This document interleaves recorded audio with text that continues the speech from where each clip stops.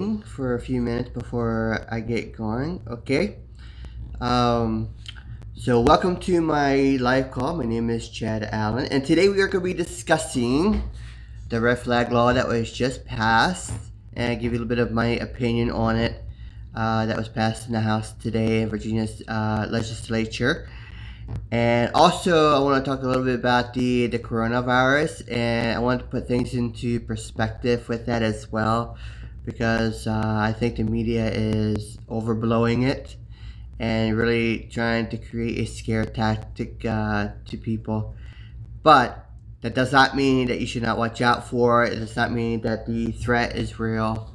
But I just want to put things in perspective, and if the coronavirus does get up to that point, then where the flu is at, then yeah, there's time for um, concern for sure. But as it stands now, I would just go into those numbers in a little bit.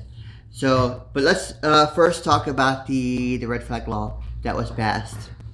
So, the red flag law is it's a really bad law all around, and this is an area that I feel the Democrats or even some other Republicans that do support it are completely wrong in their estimation. It's not a bill that's going to take care of a mental health problem. It's a bill, a law that is going to be targeting law-abiding citizens to confiscate their firearms because somebody does not like them, and they want to make a complaint to them, try to say, "Oh, this person is crazy," and so what happens is the judge will make a ruling. Will say, "Okay, fine, we'll go ahead and confiscate these weapons." The police officer will go out to try to confiscate. Uh, Whether it's a correct whether it's one that's justified or not justified, it really doesn't matter because these laws are not designed to protect those who are they're trying to proclaim it protects. It's just a backdoor to confiscation, and that's exactly what this red flag law is. Now think about this. You want to make this claim that you have to be preemptive on the mental ill. Okay, so how do you know who is mentally ill? Are you trained in that area? Do you know exactly who is mentally ill? Yeah, you may not like somebody, and a person may get on your nerves for whatever the reason is, but the fact is you don't know if that person is truly mentally ill. So what do? You call the magistrate, and you make a report that this person is crazy because this person does this and this. So in that person's anger or being upset, you're mistaking that person or just outright wanting to make up a story about that person to get their firearms taken away. So the judge will issue a seizure of those firearms, and for what cause, for what purpose? Because the individual who reported it is making a claim that this person is not fit to own a firearm. So they confiscate their weapons after they are found not to be mentally ill. Then it takes an army just to get those firearms back, if those firearms ever get back, because in the bill that no jurisdiction is held liable if those firearms are quote unquote accidentally lost or accidentally destroyed. Not only that, these people's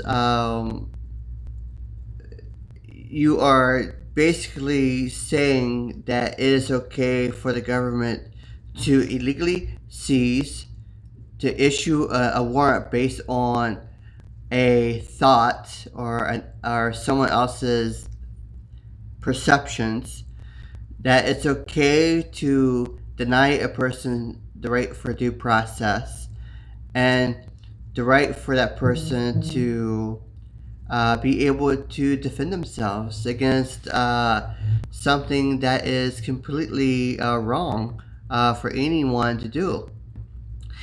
Even those who are mentally ill, they have rights. They all have rights as individuals. There is no law on the books that has yet to be that's really signed that gives the government a right to seize property based on a hunch. Like if a person is mentally ill and they get ECO'd to the hospital, it's an emergency custody order where the police officer takes them to the hospital. Their property is not seized. They still have due process. They still have the right for a trial. They still have a right to defend themselves. What happens to the NCO when they go to the hospital? The counselor will come and see them, and then if the social worker feels that they are not a threat to themselves, then they are let go. They go home and they're fine. If the social worker, the counselor feels that this person is a threat to themselves because they say they want to kill themselves, or they're acting irrationally, because they're very bizarre acting, then they have to get a court order to temporarily detain that person. So they already have an emergency custody order, and then they have to get a TDO. So a TDO happens, then a bed has to be found for that individual. Sometimes it's within that hospital, and that TDO is good for typically 72 hours. If an individual, if they can't find a bed at the hospital, then that bed is found somewhere in the state, so that person can go anywhere. They can go to the east side of Virginia, or go to south, or wherever the case may be.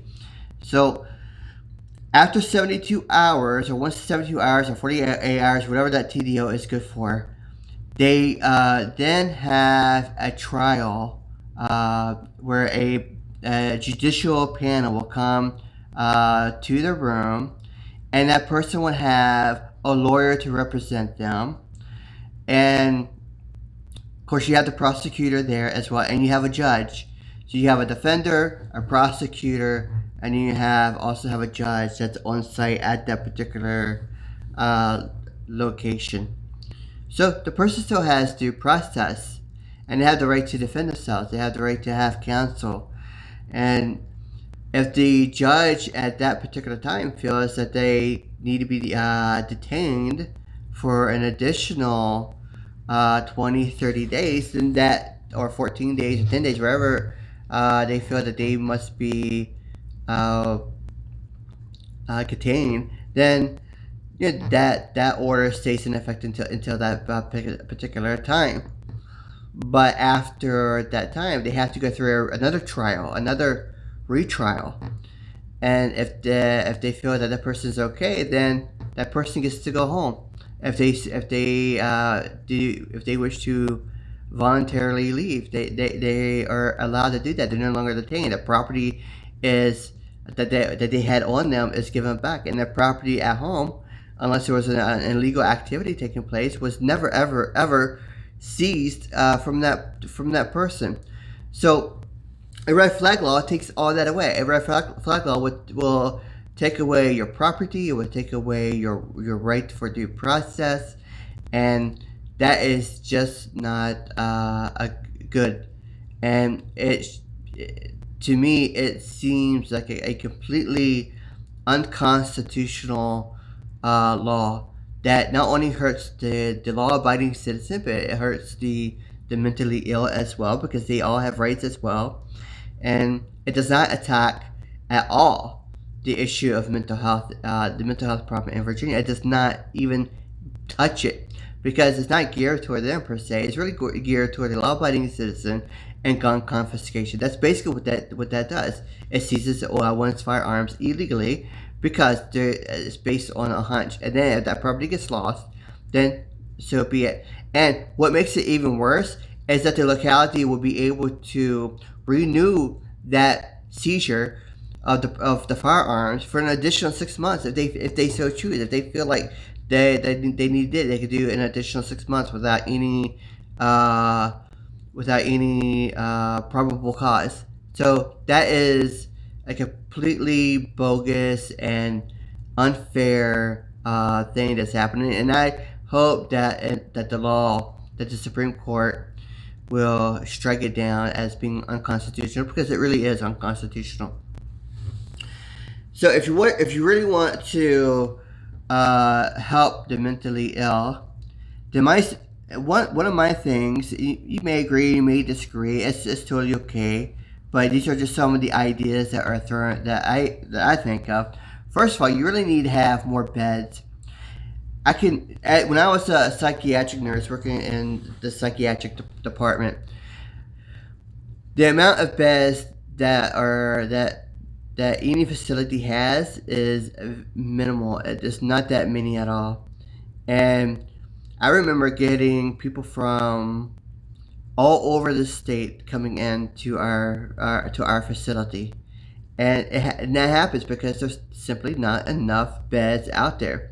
Second, you don't need to. The systems should be reorganized in such a way where the ones that are not really that bad, the ones that are just like kind of like, oh, I'm lonely, or I'm a little bit depressed because my boyfriend broke up with me, or my girlfriend broke up with me, those kind of things. Oh, or the repeat offenders. We always want to kill myself. So they just say they get into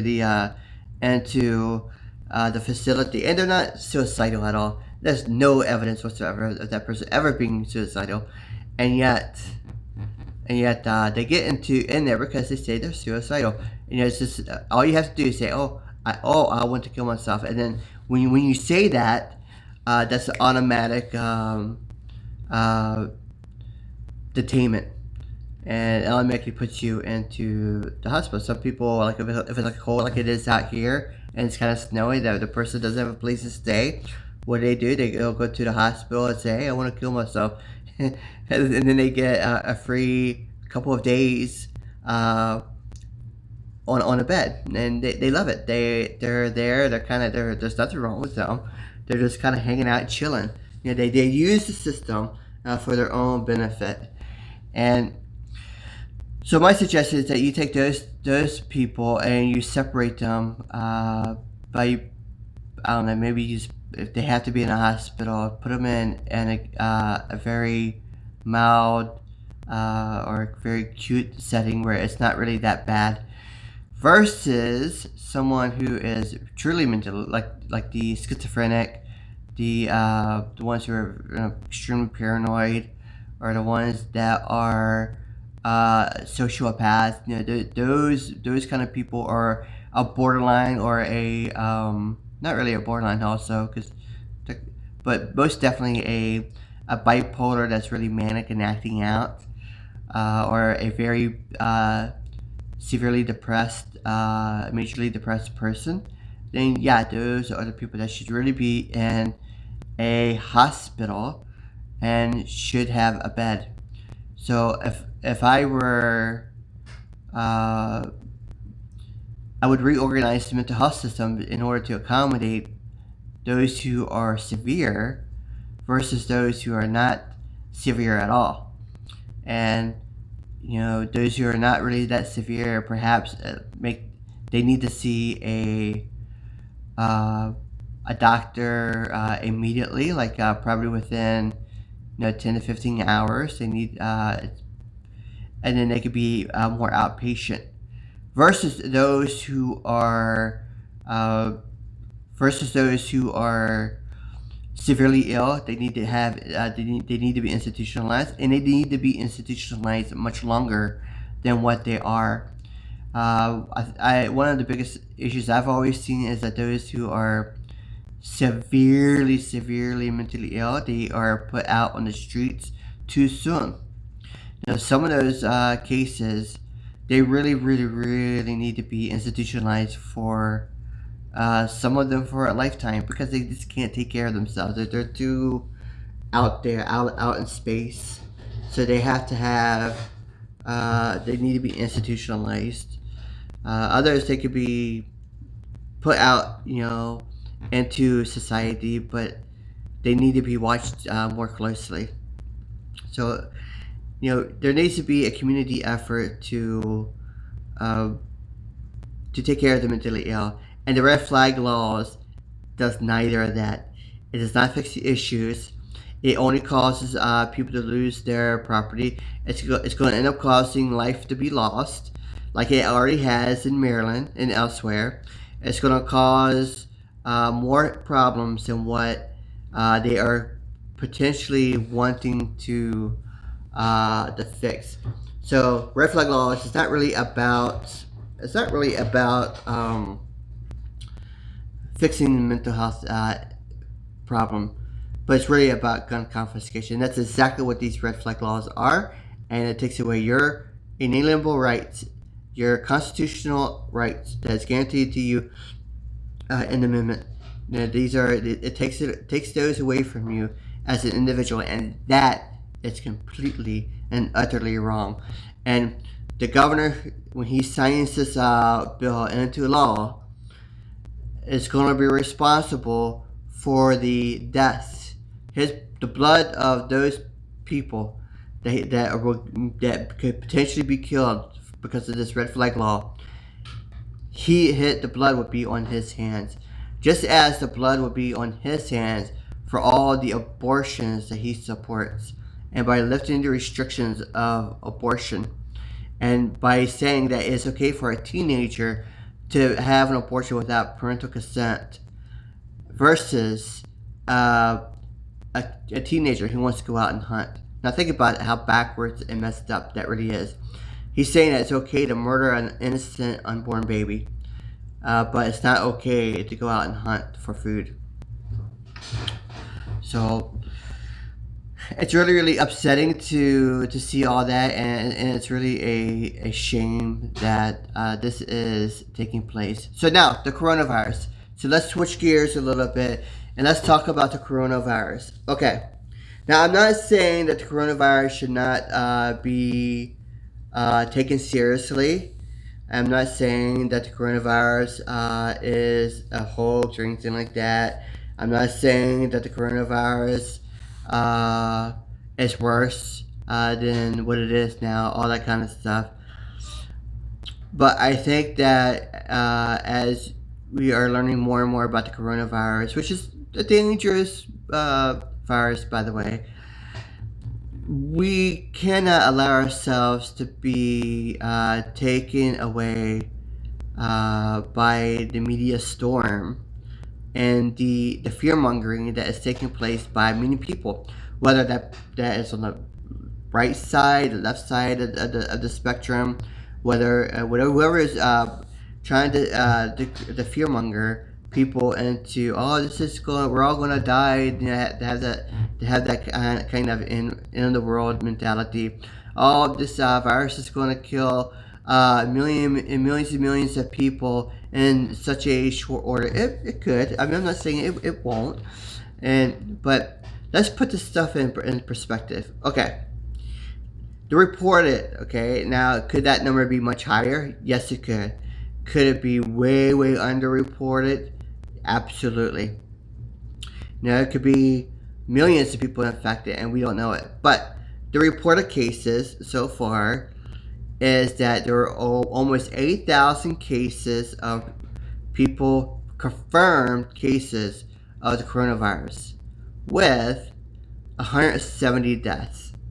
Okay, so this deaths happened rather quickly, of course. So that's why I think that's one reason why people are having such they're afraid of what this virus will do. But when you look at the cases of the flu in the United States and compare it with the coronavirus is nothing. It's just a little bit of a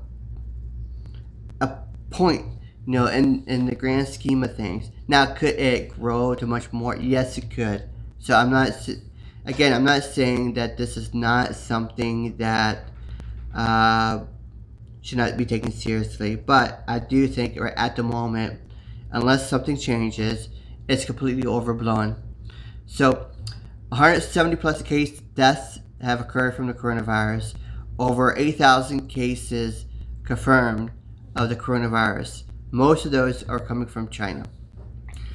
So let's look at what the CDC, the Centers for Disease Control. These are the numbers of the flu out that has taken place in the United States from October 1, 2019 through January 18, 2020. Now, keep in mind, these are people also, a lot of them got the flu shot, right? So, you had a lot of people who got the flu shot, and you had a lot of course, a lot of people that did not get the flu shot, but you had a lot of people get the flu shot, and yet these are the numbers of the flu that has taken place in the United States of America from October 1, 2019 through January 18, 2020. Okay, there has been between 15 and 21 million cases of the flu. So far, this flu season, that's October, that's November, December, January, February, January. That's in 3 months. In 3 months time, over 3 months, okay? There has been 15 to 21 million cases of the flu. There has been 7 million to 10 million flu medical visits, meaning the doctors, hospitals, that kind of thing. So out of those 15 to 21 million cases of the flu, 7 to 10 million went to the hospital, and which that resulted in 140,000 to 250,000 flu hospitalizations. So that means 140,000 to 250,000 of those cases were severe enough to require hospitalization and close to observation. Out of those 140,000 to 250,000 hospitalizations, or maybe out of the 15 million, there were 8,200 to 20,000 flu deaths that has taken place in 3 months. So let's compare the 8,200 to 20,000 deaths, and let's compare it with the coronavirus. Coronavirus, and maybe, I guess in a month, 2 months, whatever it is, has seen 170 deaths from it, and has seen approximately 8,000 confirmed cases. Could that number be higher? Yes, it can. This means that the deaths that the flu has caused is more than the confirmed cases of the coronavirus. So if you take the rate of the coronavirus and that's about the rate of approximately 8,000 to, or 7,000, whatever it is, to the amount of deaths, that's about a 2% death rate. It's probably close to the same here, with the flu, if you really want to put everything into perspective. So I don't see where the coronavirus at this point in time, unless things change and unless it really picks up, is as bad as the flu this season. And I don't think there should be any worry or panic at this time, unless something changes on the coronavirus. So I think the reaction that has taken place so far, it's a bit an overreaction so far, but what we will see what happens in the very near future with the coronavirus, because it can that could certainly change, and it could certainly explode and really become a pandemic. I know the World Health Organization has called this a medical emergency, a worldwide medical emergency. I don't know how many cases there are so far, but I know the United States has six confirmed cases of the coronavirus. So It's not that many. It's just, it's 6, but it could get out of hand. But six is all there is. China has the most, and you have others that just have 1 or 2 or 3 cases. And that's it. That's all they have. Should that really be considered a pandemic? Not really. Not yet. I really don't see that as being a pandemic quite yet. Is it it's an epidemic to China? Absolutely. Is it becoming pandemic in other parts of Asia? Possibly. So it's certainly worth watching, like I said. But 170 deaths of the coronavirus versus 8,200 to 20,000 deaths of the flu. You make up your mind which one has been worse. And is the coronavirus really, at this time, really worth worrying about? And I would say at this time, no. But I guess we will see what happens in the coming months, if this decides to get worse or it decides to die completely down. Because I just don't see. I know there's a lot of people, like they're talking about also putting a stop of flights from China into China for a little while. I don't see justification for that quite yet, but I understand why they would do it. But since China is the epicenter of the coronavirus, and I could certainly see that being a move that could really prevent the spread of that disease, of that virus. So, but whatever it is chosen, I'm sure it's going to be very, very interesting as things goes on. And the back to Virginia, they also passed the universal background check, meaning that you had to get a background check if you're going to sell privately to your best friend, to your family member, whatever. And I was thinking, it's like, how in the world are they going to be able to enforce that background check? I mean, honestly, is a private individual really going to are they really going to make efforts to do a background check on their best friend? No, of course not. I mean, it's crazy. And they also passed a law. It makes it a felony if you lost your firearm. So I want to make a suggestion, and I think that most people would really be. I think most people would be for this. Is that if a red flag law is used and it goes to court and you are a juror, then I believe that you should move for jury nullification. You should move to dismiss that charge based on the unconstitutionality of the red flag law. The same thing if there's a firearm lost. The same thing if someone did not do a universal background check and get in trouble for it. You as a juror should notify that law. You should make it so that person is not found guilty. Now, obviously, there are exceptions to those rules, of course, especially if that if a person is really planning on something, but you don't need a red flag law to have a probable cause to search and seize property, knowing that you're investigating already a person's actions that they are trying to take on other people. So you research, you do your investigations, you get a warrant like you're supposed to, and people don't have a problem with that. The red flag law is completely different in that it goes off assumptions in the sense of that, oh, you're crazy, and it's a person saying that you're crazy. So they take it to the magistrate gets a warrant, and boom, done. And what cause? What was really the probable cause except to say, oh, this person's crazy. So you're taking an assumption. There's no real investigative work taking place to really see if that is really the case or not. So anyway, that's all I have to say. I thank you for your time, and I look forward to talking with you again. If you like what you heard, please pass it along.